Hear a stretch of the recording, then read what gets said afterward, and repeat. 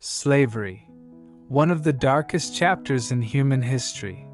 A time when millions of African men, women, and children were stolen from their homes, chained like animals, sold like objects, and taken to distant lands to work under brutal conditions. This is not just history. It is a pain that still echoes through generations. We will take you on a journey through suffering, resistance, and survival. The story of African slavery must never be forgotten. Slavery is not just a word from history books. It is a wound that still bleeds in the soul of Africa. For over 400 years, millions of African men, women, and children were captured, chained, and sold like objects. They were taken across oceans far from home. They were beaten, branded, and forced to work in lands they had never seen. Many died on the way. Others lived, but only as slaves, owned, abused, and broken. But this story is not only about pain, it is also about strength. The strength of people who never stopped fighting, never stopped dreaming, and never let their spirit die. They sang songs of freedom. They held their heads high even in chains. Some fought. Some escaped. Some endured. All of them lived with courage that history can never forget. Today, we tell this story, not to bring hate, but to bring truth. Because the past teaches us who we are, and only when we face the truth can we build a better future. This is the story of African slavery. A story of suffering, a story of resistance, a story that the world must never forget. Long before the first slave ships arrived on the shores of West Africa, the continent was alive with greatness. Africa was not a land of darkness or poverty, as history sometimes lies. It was a land of kings, queens, and mighty empires. The Kingdom of Ghana, the Empire of Mali, and the Songhai Empire were some of the most powerful civilizations on earth. In the 14th century, Mansa Musa, the Emperor of Mali, was one of the wealthiest men in all of human history. His empire stretched across thousands of kilometers. He built grand cities like Timbuktu, which became centers of learning, trade, and Islamic scholarship. People came from Europe and the Middle East to study in African universities. Africa was rich in gold, salt, ivory, culture, and knowledge. In the east, the Swahili coast traded with India and Arabia. In the south, the great Zimbabwe civilization raised towering stone cities. Across the continent, African people built roads, traded goods, studied astronomy, and created art that still inspires the world today. The African people were not savages. They were leaders, builders, scientists, poets, warriors. They had deep family values, powerful spiritual traditions, and complex systems of law and trade. This was Africa, proud, strong, and beautiful. And that is why the next chapter in history is so tragic. Because a continent of greatness was soon broken by greed, violence, and betrayal. Slavery did not begin in a poor land, it began in a rich land. A land the world wanted to exploit. The African slave trade did not begin by accident. It began with a plan, a system of greed, power, and racism that stretched across oceans.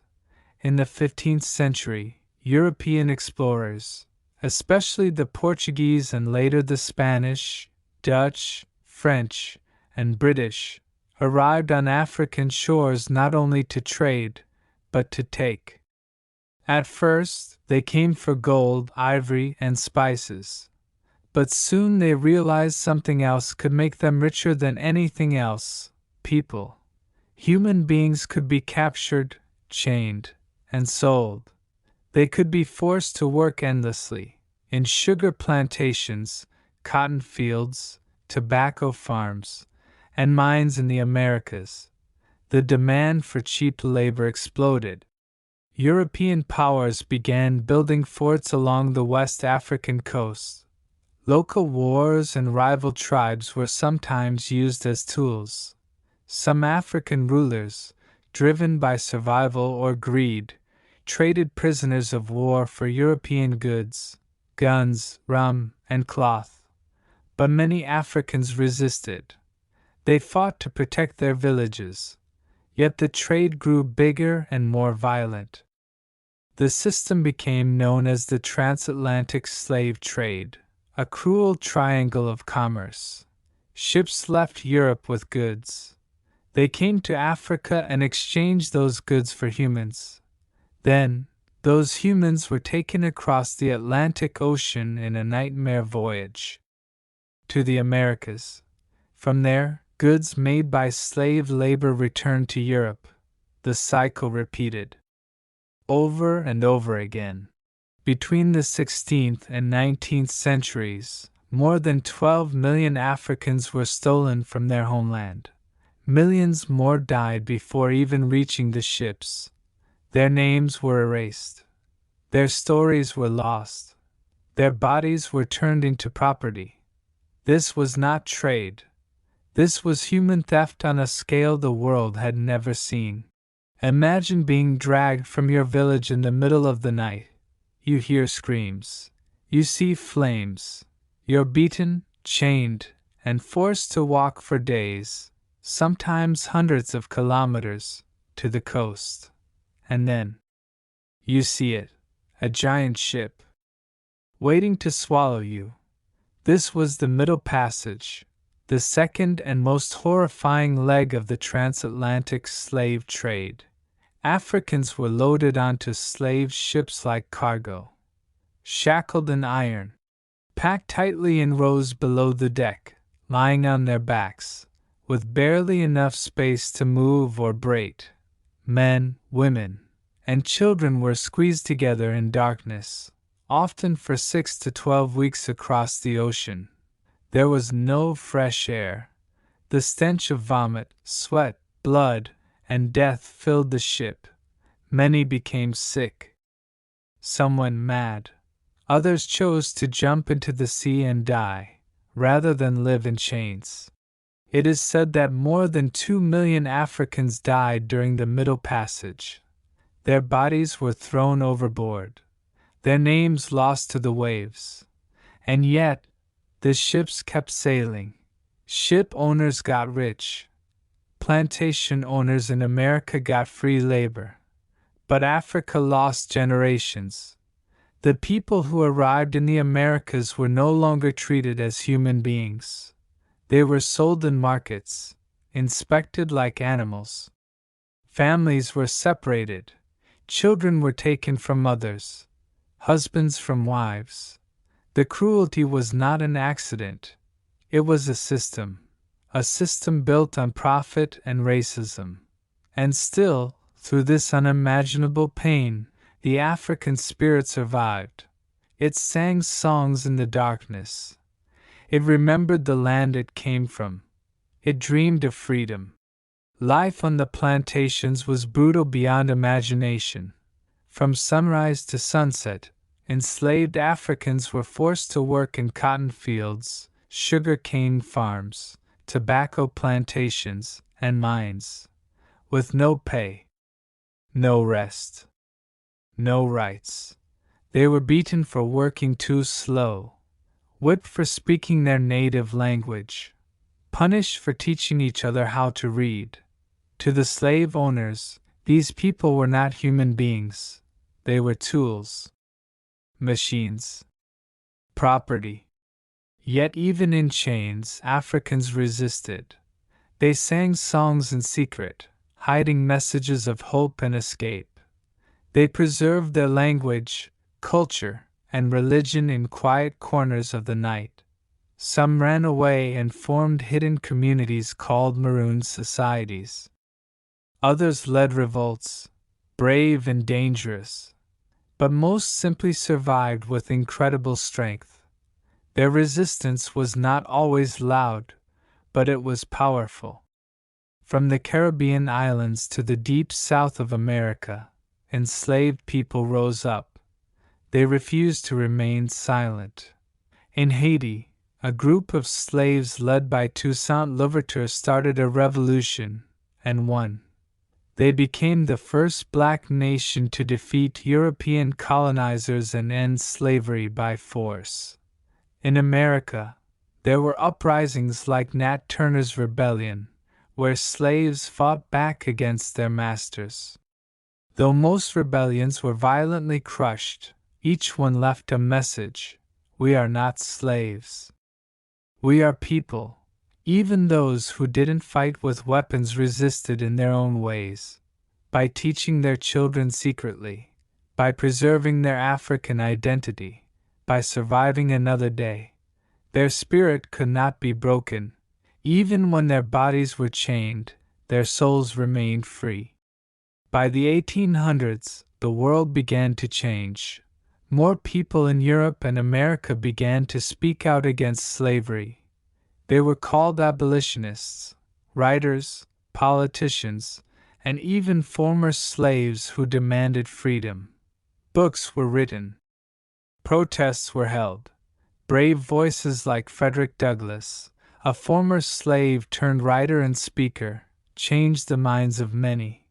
And finally, laws began to shift. Britain ended slavery in 1833. The United States followed in 1865, after a long and bloody civil war. But freedom on paper didn't mean freedom in life. Freed slaves were still poor, landless, and treated unequally. They had been set free, but not truly liberated. Africa lost more than just people. It lost generations of leaders, artists, and builders. The slave trade weakened kingdoms, destroyed cultures, and left wounds that still have not healed. European powers soon returned not just to take people, but to take land. This began the colonization of Africa. Slavery left deep scars in African families and economies. It also shaped how Africa was seen by the rest of the world, as a place to be taken from, not respected. But Africa also endured. Its people remained proud. Its culture survived, across oceans and centuries.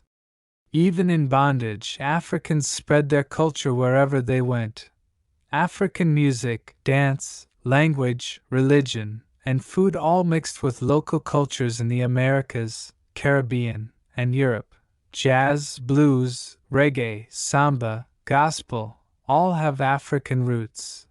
The descendants of slaves, African Americans, Afro-Caribbeans, Afro-Brazilians, became artists, leaders, athletes, and heroes.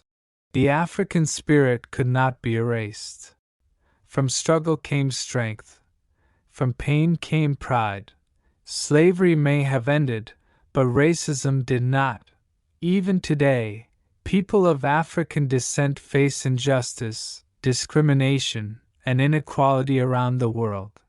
And yes, modern slavery still exists.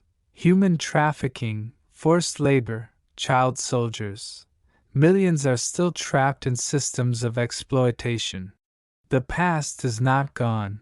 It lives with us. That is why we must keep telling these stories, so the world never forgets and never repeats its mistakes. From this painful history, we must learn deep lessons. That human dignity cannot be bought or sold. That no race is superior. That silence helps the oppressor, not the oppressed. We must learn to stand for justice, not just for ourselves, but for all people.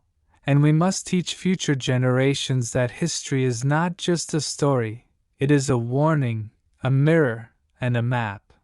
This video is for the millions who were taken, who were chained, who were whipped, who were silenced, And yet they did not disappear. Their blood built nations, their hands planted fields, their songs became the roots of music, their pain became the seed of resistance. Today, we speak their names, we tell their story, we honor their legacy. May their memory never fade, may their strength live on in us, and may the world never forget. The story of African slavery is not just history, it is truth, pain, strength, and survival.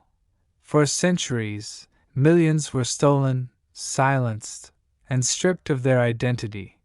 But through the darkness, the African spirit never died. It resisted. It survived. It rose again. Today, we remember not just what was lost, but what was never broken. We honor the voices that were silenced by becoming their voice, and we say to the world, never again. Never forget.